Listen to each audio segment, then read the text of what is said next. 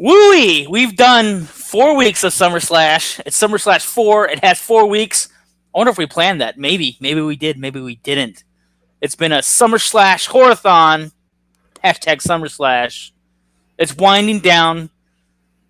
Spoiler alert, Jordan survived. There was this rumor last week that maybe, the marathon consumed you, Jordan. And I'm out. She's here. No. I have no good stories right off the top. I guess we could talk about the weekend or not. We don't want to incriminate anybody. David's ready for the summer. He's already got his flip-flops packed for a trip. Doesn't even want to podcast anymore. I'm just going, guys. I'm going on a trip. See you, David. Good luck. I'll watch the movies with Jordan. Take my beach ball and go home. I want to ask my co-host of this run, what has been the best of this year's lineup? That's how we'll kick it off. And, can you name all the titles first so I have a refresher? Sure. Let me see if I can remember what they are. Neon Maniacs was week 1. Week 2, Time Crimes. Week 3, Fear Street 1994 on Netflix. Tonight's movie is called The Vagrant. And tonight's movie can be your pick, but we just won't talk about it. You can just say, yeah, that's my pick or not. Okay. I loved how trendy, last week's was, but I think The Vagrant is my favorite out of all 4. Hot damn. All right. Yeah. Suspense for later in this episode. Nice. Dave, you're next. Are you lost in thought? No. He's pondering it. He's like, how do I make the selection? Because I'm stuck. Because technically, Time Crimes is probably my favorite movie of the run that we've seen, but I don't know if I want to call it a slasher. If we're going to stick to the rules of slashing, I'm going to say Vagrant. Fair. So yeah. Wow, I didn't know Dave was going to challenge whether or not Time Crimes was a slasher film. Weeks later, he didn't bring it up when we podcasted. I think we talked about it at that time because when we came to favorite slash, there's really only one death and one cut. Oh boy, this is how we play conflict off on the show. We play themes. I agree. Oh, it didn't work. It worked for a second. So my joke didn't even land. All right, forget it. I won't play it. I'll wait. Okay. It's a toss-up. I like Neon Maniacs. I had fun with that. But every year I look for a movie that could be worth Summer Slash and also isn't necessarily the first thing you would find, right? Like if you're Googling slasher movies. So tonight's movie might be it for me. Also, I was really nervous about being able to find something this year because we watched so many things on this podcast. It's some lists are harder than others, but The Vagrant, I think, is a perfect entry for Summer Slash. So, we'll find out. When there's no more room in hell, podcasters will talk about it! Scream now, scream later, scream never! It's time for Summer Slash! In fact, it's Summer Slash 4! Keep telling yourself it's only a podcast.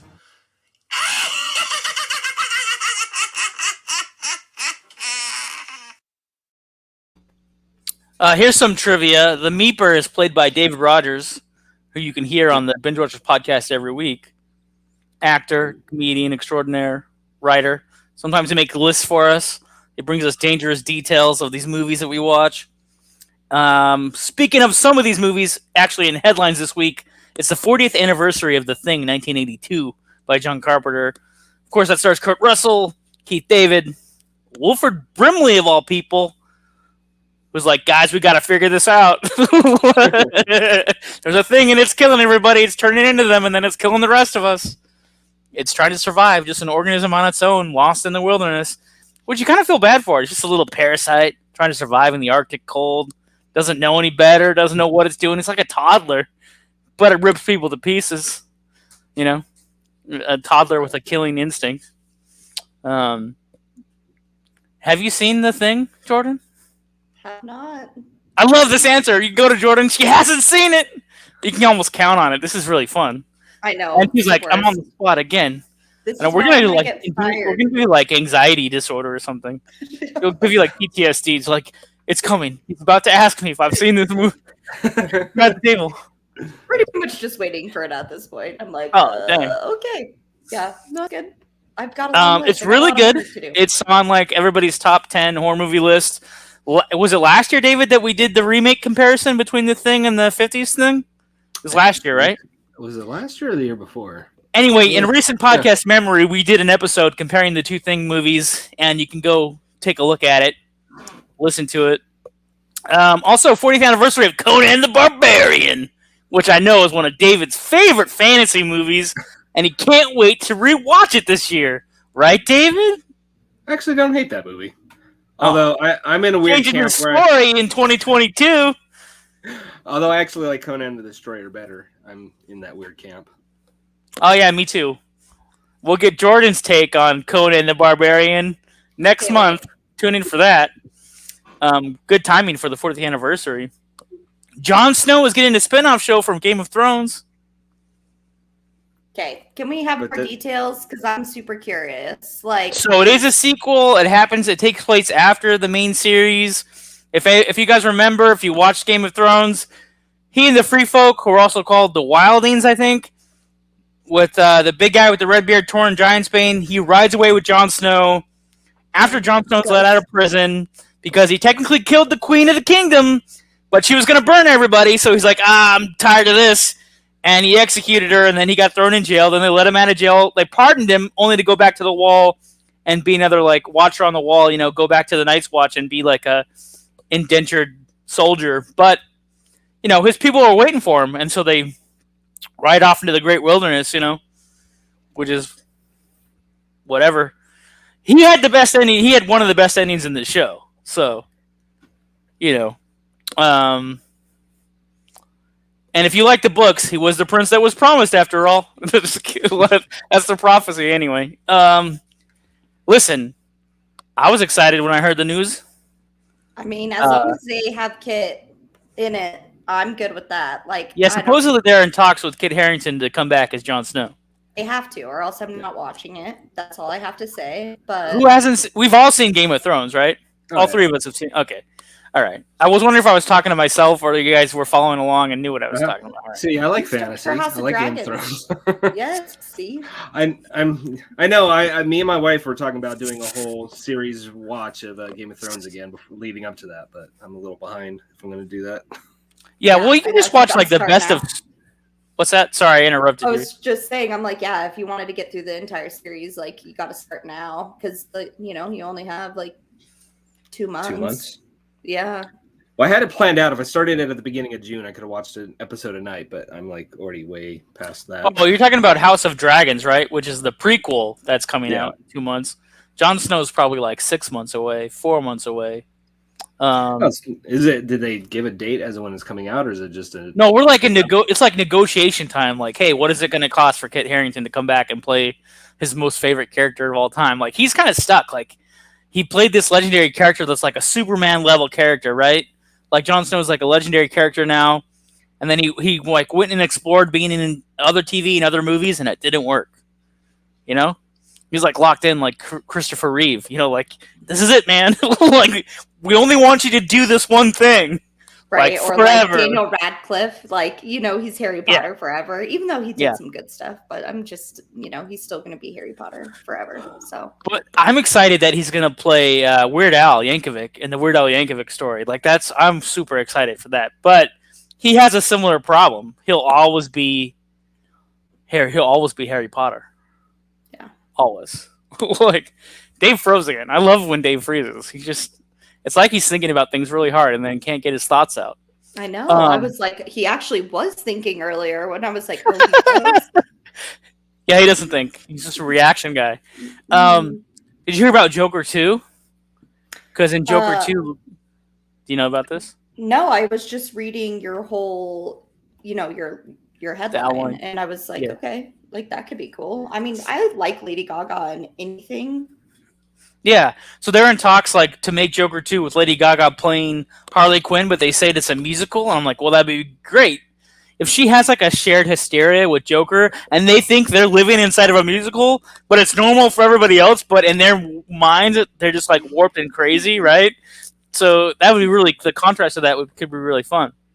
Yeah, no, I agree. I think she's excellent in anything, and if it can showcase her talent of being able to act and sing, like I'll watch it for sure. So, or go see it. I don't know how they'll do that. I don't really know how musicals work these days.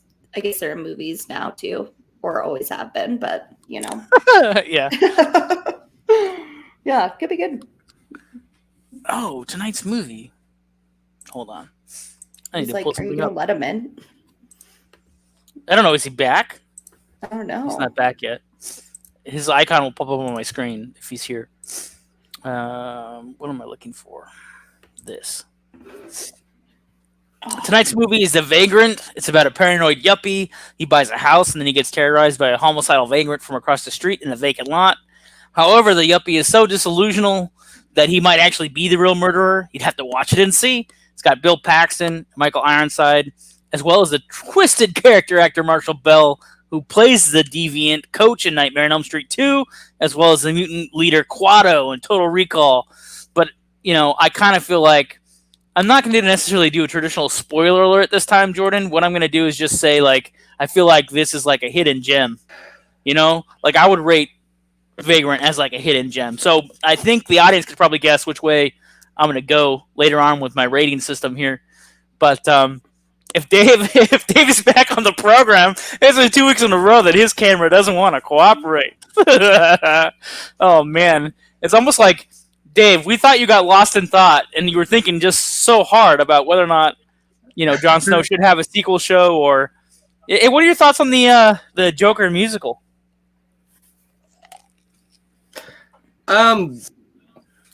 I don't know. That could be interesting. I got to be proven.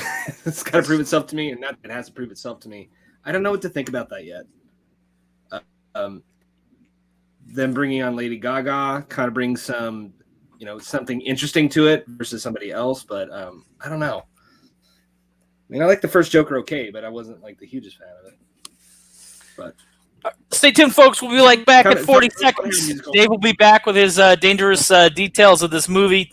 Tonight's movie is The Vagrant. We'll be right back. Get your list ready, Dave. Crack open a cold box of wine or pour something cold on ice because it's the Binge-Watchers podcast.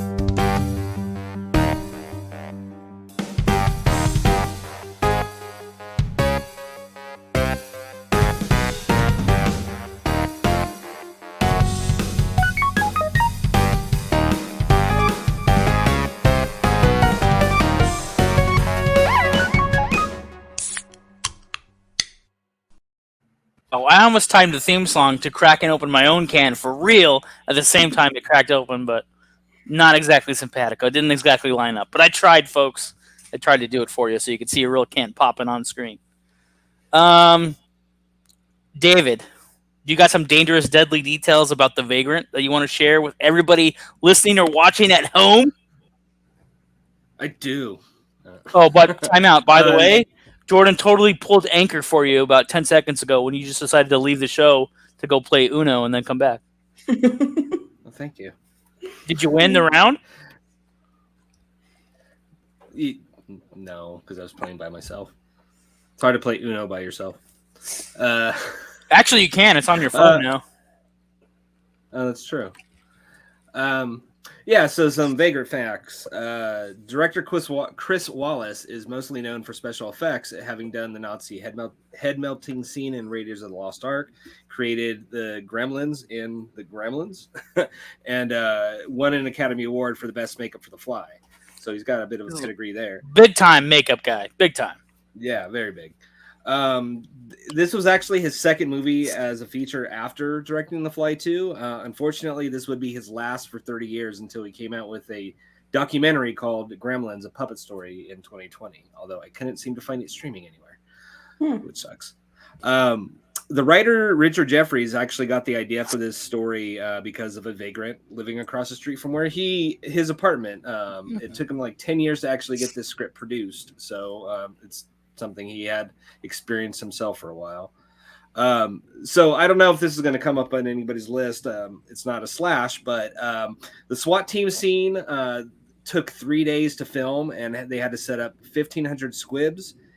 It took about 1 minute to film, and it only lasts 10 seconds in the movie. So that's a lot of setup for a short scene. Oh, man. But I think it's worth it. Mostly known for comedies, Mel Brooks actually produced this movie. This was one of 4 horror movies he produced. 2 of them, of course, being The Fly and The Fly 2. So, you think of Mel Brooks, you think Spaceballs, maybe Robin Hood Men in Tights. You don't think of this. So, that's facts. So I guess Facts. going to favorite slashes. Okay. Yeah, favorite kills. My favorite slash was Judy the realtor. I loved seeing her feet and face in the refrigerator. I didn't want to take the most obvious one, so I thought Judy died. I liked her character too because she's a little freaky, a little aggressive, totally wants him, and then obviously she ends up dead. So what better way to break into a new house that you just signed for?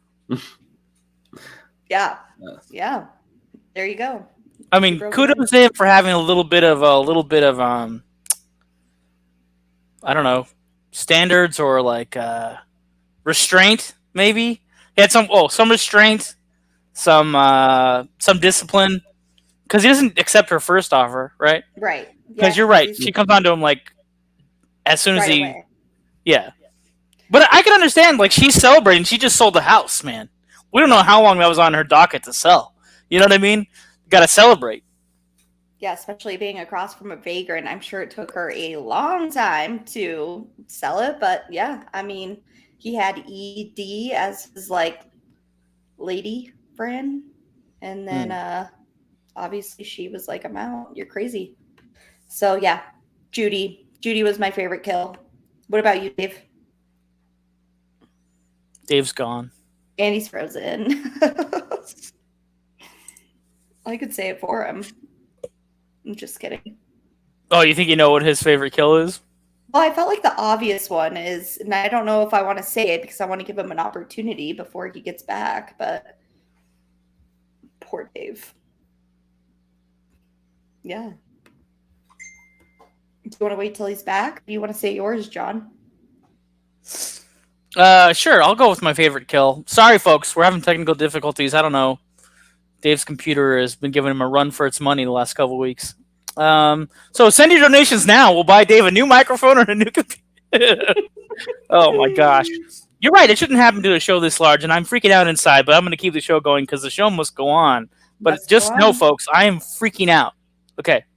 My favorite kill, I like the showdown with the detectives, actually, in the weird, do they run into some kind of, Egyptian gift shop or something? You know what I'm talking about? Towards the end when they're being chased in the highway sequence is, a gas station, but then it has some weird kitschy, it was called, Dawn something Stillborns, House it of Mysteries or something? Yeah, it was, the weirdest name. That was, one of my favorite things about this whole movie, were the names. Yeah, all the names were kind of zany, right? Yeah, Ralph Barfus. That is hilarious. Yeah, Detective Barfus. Yeah. Graham Krakowski. He's you're saying it's graham cracker. Yeah, exactly. Yeah. You're in the that's exactly it. And I don't know if that's Mel Brooks' influence because again, this is one of the only horror movies produced by Mel Brooks, right? Legendary comedian, comic filmmaker, has one of his films are filmed with zingers and also those types of double entendre names, right? These are goofy names, they must be on purpose or for a reason. Yeah. So it's unique for that. I mean, Dave, I was saying, yeah, Barfus. I was saying, my favorite kills are probably where the detective showdown and the House of Mysteries, Ripley, believe it or not, roadside attraction there, towards the chase scenes at the end. Right. I mean, every kill is funny because gosh, it's not. There's not a lot of bloodlust because a lot of stuff happens off camera, and then you see the after effects. But that's cool because for the first hour or so, it could all be in his head. Like, you don't actually register whether the vagrant's like a real person or if this guy has just like lost his marbles at work and like broke under pressure and he's just doing all this stuff while he's sleepwalking or like whatever's going on in his house. And then the house starts to break down. And like Jordan said, she loves the dead body in the fridge, but it's like there's holes in the wall. There's like old food wrappers in his bed. There's like, he clearly had more hookups than we saw in the movie. Like, he did hook up with the realtor, and he had that girlfriend that came down from out of state or whatever.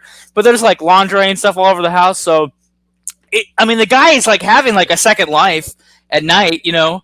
So you kind of figure like, well, maybe he has created this whole other vagrant that's like really in his mind. You know, it's not really there. You know, like the dog that told that Sam shooter or whatever, like, Summer of Sam guy to kill people, like the dog wasn't real. You know what I mean? Like, maybe the vagrant isn't real, but also the vagrant is like monstrous. Nobody's mentioned like the monster. Like, he doesn't look human. He's like decayed. Like, he's like a person that has like somehow chemically broken down and his body is rotting away. So he looks more like a monster than a human, which also suggests that maybe it is psychosis. Like, he is hallucinating that this guy is there because the way he looks, and then like. Everybody else is just kind of like, it's just some guy. Like, nobody like, no, look at this guy. Like, he's like a monster. But again, like, go ahead. Go ahead. Well, I mean, it almost feels like he's I don't think it's a PC term anymore, but like, I don't know how else to say it. Forgive me if I say the wrong thing. Gypsy. He feels like one of those old movies where you cross a gypsy and they're going to ruin your life. That's kind of what this movie felt like to me in parts. No, if you cross a gypsy, they're going to turn you into a werewolf, David. That's what that other movie taught us. Guaranteed. Right. Almost like bringing on a curse. Like a curse onto the house, a curse onto his life. Yeah, totally get that. Because this movie goes like it feels like it changes lanes every 30 minutes. Like, for 30 minutes, it's the paranoia thing. Then 30 minutes, it becomes a murder or like a straight up slasher movie. Then the last 30 minutes go in a whole different direction. Like, it just keeps reinventing itself I think it's evenly pieced until like the last half hour or so. Like, the obvious break is where there's the time jump and he's hiding out in the trailer park and he's growing a mullet, and then he's wondering if he's killing the people at the trailer park because the vagrant has followed him, or am I still the killer or whatever. Yeah. Well, I guess I never got to give my favorite slash, or did, because I'm assuming we just jumped over. That's where we're at. We're talking bullshit around it until you actually deliver it, David. I did. Well, I was waiting for a cue because I was gone for so long. My favorite, I just thought of it because there's only one actual slash we see on screen, so I won't take that. But and it's not even a slash from the killer. I'm gonna say the guy's mom dying because it just kind of came out of nowhere, and that led to another series of events like his mom can't even die peacefully and his life go right. Just like everything has to go wrong. Like, his mom can't just die. His mom has to die and fall out of the casket and all this other crap that happens. When she's narrating it and like mom's falling down all the stairs from the gurney, I thought that was pretty funny. Yeah, had me laugh. I thought that's what you guys were talking about with the comedy, because I mean, there is a lot of comedy sprinkled in through this. Which, loved it. I thought the most obvious one was Lieutenant Ralph Barfus when he gets like stabbed with the chair. I just As far as slashes go, that's definitely my tops, but I assume somebody else is going to take that because it's the one that stands out the most, anyways. So, what do we rate this, Jordan?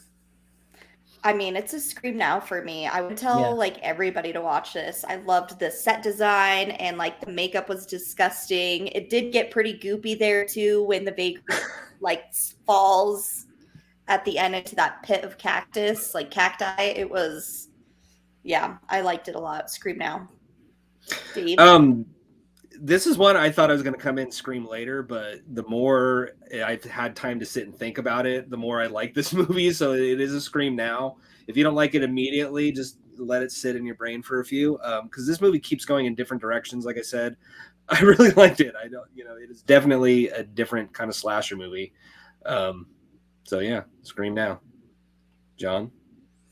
So, when I came across it, I was hoping it was going to be everything I wanted it to be, and it was. It's definitely a Scream Now for me. It's the kind of horror movies that I look for. It's the kind that I would make. And I was like, it was 50-50 flip a coin where I knew if you guys were going to go on the ride with me or not. Like, it could all be in my head how ridiculously good this movie is. But also, I feel bad for it because like it literally is a box office flop. Like it made no money. It cost him like a bunch of money to make it, and it probably killed his career as a director anyway. Yeah, basically, nothing specifically says that, but I mean. But I mean, it cost like $9 million. Yeah, I was gonna say it made like $9,000, and it cost like $9 million to make. So it's like, those aren't even. But what's funny is like I feel like our age group or like the audience now is so sophisticated that they would want a movie like this now. Maybe not when it came out, but this is something they would be clicking through, their Netflixes or Hulu's or HBO Maxes, and like they might be looking for something like this like now because they've seen all these Friday the 13th, they've seen the remakes, and like. They've seen movies that try to scare you, like really scare you, take torture, horror porn really seriously. And they're like, what else is there besides all these 200 movies in the horror spectrum? They're like, wait a minute. This guy's in a house and he's being pestered like Home Alone with a guy from across the street, but there's actually blood and gore and some sex. Gotta throw in the lovemaking. It's got to be there. Speaking of Home Alone, Speaking of Home Alone, did you see the tagline on the video cover? No, I didn't see the video cover. What does it say? If you go look at the video cover, they clearly they have Bill Paxton with his hands on his face like another movie, and the tagline is "He's not home alone." It's like pretty clearly... good. It's pretty good. Just that picture. This deserves to be a cult movie, but I haven't heard anybody really talk about it until you brought it up. I think I've heard about it, but. Not heard about anybody talk about it. Right. It's like I hope this is the episode that somebody like it catches on. People go to Tubi and watch it in hordes. Heck yeah. Oh yeah. It's just a lesson. Don't judge a book by its cover, because when you sent me the image of like what we're watching this week, I was like, okay, what are these guys doing to me? This might be it. This might be it. Where I'm like, okay. I can't wait for that episode title. Like, I'm withholding this title that's like the movie that broke Jordan. Like that's going to be the name of the episode when we finally get to that movie. But this we'll get there. Such a pleasant surprise. I had so much fun watching it. I was like laughing. It was like gory, where I was like, ugh, but it was everything you could ask for. So I'm glad Bill Paxton got to make movies as an actor after this one too, because it could have killed his career too. You never know. I mean, I think anybody. Well, first of all, nobody saw it, so I don't think it would have killed his career that way. Which is sad to say. It should have been. So I was gonna play for fan service. I was gonna play this voicemail that we got from a fan with her review of the Fear Street movies, but it has too much of the movie in the background. Like you can hear the music and the voices from the movie. So I'm not gonna play it. But she didn't like it. But let's get Jordan's opinion on as like a staff pick. Because you did actually watch the Fear Street movie, right? Even though you didn't get to participate last week. So yeah. So let's get up to speed and let's find out what Jordan thought of the Fear Street movie. I think if you want to watch something with like a trendy cast, because like there's a bunch of kids from obviously Stranger Things in there, then it was a fun watch. I loved it. I thought I really liked like the idea behind these haunted characters kind of chasing this one person down based off of the witch, and thought that was cool with all the different murder characters. Mm-hmm. And then again, like the useful murder weapons in the kitchen just was like super surprising. My favorite kill was, I had to get a correction from you, John, that it was a bread slicer, but I was like, holy cow, that was the graphic one for me. Yeah. So but I liked it. I would say, scream now to people who want to watch just something fun, and with people who are like in popular things that we're watching right now. So it's good. I feel like it references a bunch of slashers. It's kind of like if you wanted to watch one movie that kind of gave you a feel of like what the genre can offer, then like I think Fear Street can do that for you. And I was surprised that the fan didn't like it. I was like, I haven't met anybody that has that many negative things to say about it. We had fun watching it, so I actually liked it the second time around than the first time. Well, it was interesting. I know you didn't play the recording, but like they liked the second. I think they didn't like the first one because they liked the second one so much better. So like turned that one into a bad movie for them. I don't know. Maybe they'll. Well, they were saying they wished it actually went in chronological order, but that wouldn't make sense for the time travel stuff for the third one. So Spoiler alert, there's time travel. Okay, you can watch it in any order you want on Netflix. Yeah, go ahead. Watch it in reverse order if you want. There's 3 of them. Where are we at? Oh, I guess. any other movies we want to mention? No, probably we're getting kind of long on time. So, I don't know. That's it. Summary of Summer Slash.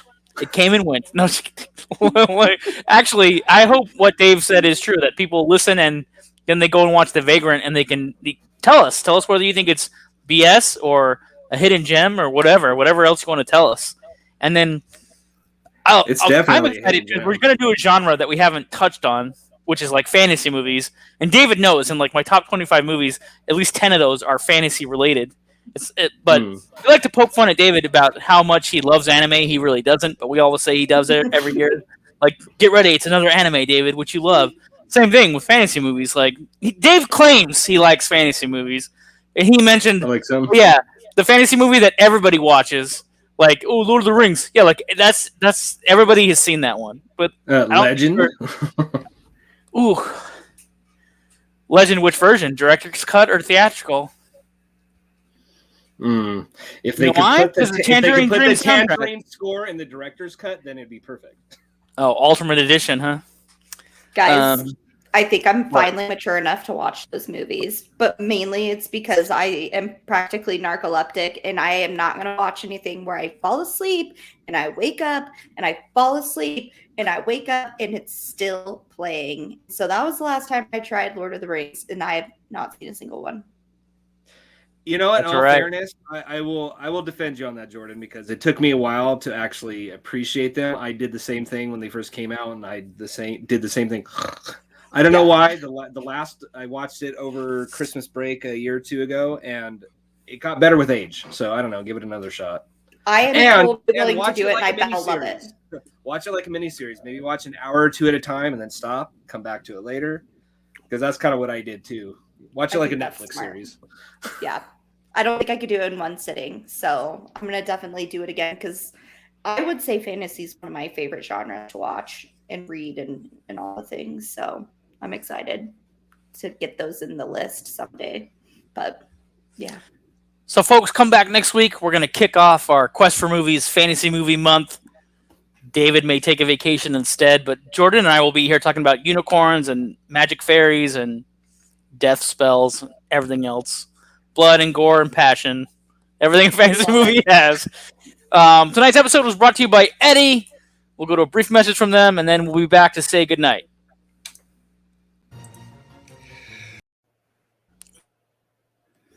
Look, we've all heard of Netflix and chill, but sometimes it's not that easy to chill when you're dealing with ED.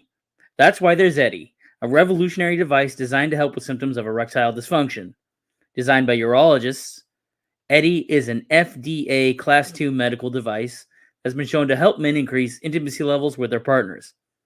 If you're looking for an easy way to boost your confidence in the sheets, give Eddie a try and put your performance anxiety to bed. Right now, you can save 20% on Eddie. Go to buyeddie.com/binge-watchers and use that code BINGE20 for 20% off. Fast forward your way past performance issues and try Eddie today. Again, that's buyeddie.com/binge-watchers and use the code BINGE20 for 20% off. Try Eddie today.